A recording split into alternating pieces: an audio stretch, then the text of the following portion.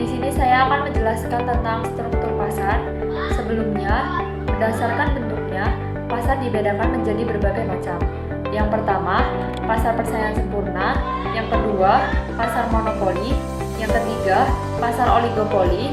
Dan yang terakhir, pasar monopolistik. Baik, di sini saya hanya akan menjelaskan tentang pasar persaingan sempurna.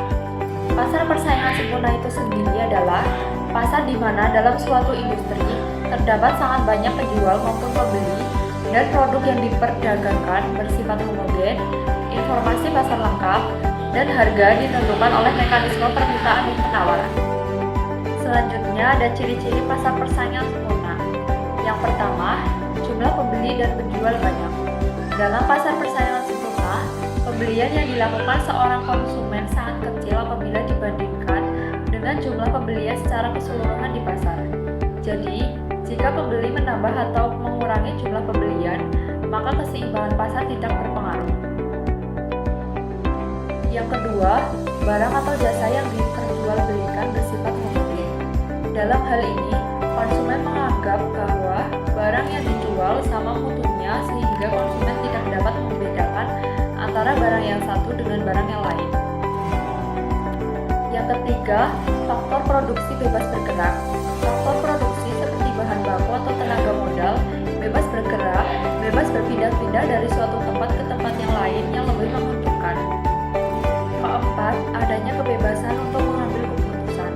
Harga barang dan jasa benar-benar terjadi akibat interaksi antara permintaan dan penawaran di pasar. Yang kelima, pembeli dan penjual mengetahui keadaan pasar. Lengkapnya informasi pasar penting agar persaingan benar-benar sempurna. Bagi pembeli, informasi yang diperlukan diantaranya tingkat harga yang berlaku dan perubahan-perubahannya, kuantitas dan kualitas barang, serta di mana bisa memperoleh barang yang dibutuhkan. Dan yang terakhir, produsen bebas keluar masuk pasar. Perusahaan yang mampu memproduksi barang dapat masuk secara bebas ke industri, tidak ada yang dapat menahannya.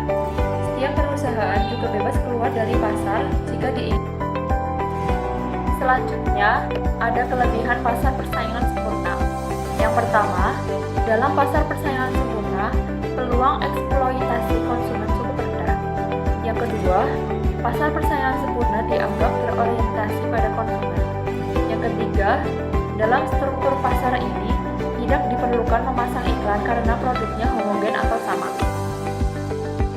Sedangkan untuk kekurangan pasar persaingan sempurna yaitu yang pertama, tidak mendorong inovasi, yang kedua, membatasi pilihan konsumen, yang ketiga, distribusi pendapatan yang tidak merata. Selanjutnya, contoh pasar persaingan sempurna. Di sini saya mengambil contoh kasus tentang kenaikan harga daging sapi. Sama seperti kita mengetahui bahwa beberapa minggu terakhir kenaikan harga daging sapi melonjak sekitar 90.000 per kilo sampai 100.000 per kilo terutama di wilayah Jakarta. Mantan Menteri Pertanian Bungaran Saragih menilai fenomena kenaikan harga daging sapi yang terjadi di beberapa waktu belakangan ini merupakan dampak dari terbatasnya pasokan daging. Menurut Bungaran, hal ini erat hubungannya dengan kuota impor daging sapi dan minimalnya produksi dalam negeri. Sikap berperilaku jualan ini diakui Ketua Asosiasi Pengusaha dan Pedagang Daging Sapi Seluruh Indonesia Jawa Barat, Dadang Iskandar, karena harga yang sulit dijangkau. Selain itu, pasokan daging sapi potong di rumah potong hewan pun semakin menipis. Itu wajar jika di beberapa pasar tradisional jarang ditemukan penjual daging sapi potong yang menjajakan dagangannya. Sementara itu, pedagang yang tergabung dalam Asosiasi Pedagang Daging Indonesia mengutip, ada yang memanfaatkan momentum dengan menaikkan harga daging sapi. Kenaikan harga daging yang menjelang akhir tahun ini dinilai tidak wajar karena harga di beberapa negara lain lebih murah daripada harga daging di Indonesia.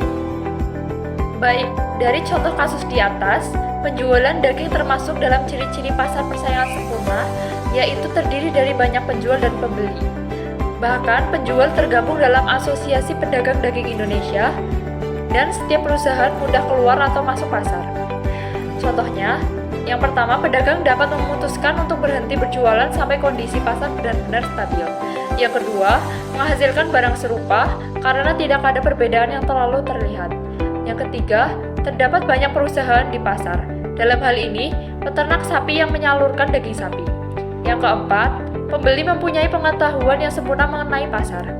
Dalam kasus ini, pembeli sudah mengetahui terjadinya kenaikan harga daging sapi melalui informasi dari media, sehingga mereka cenderung mengurangi konsumsi daging sapi dan mengurangi permintaan pasar, yang menyebabkan keuntungan yang diperoleh penjual menjadi berkurang dan pendapatan mereka relatif sama.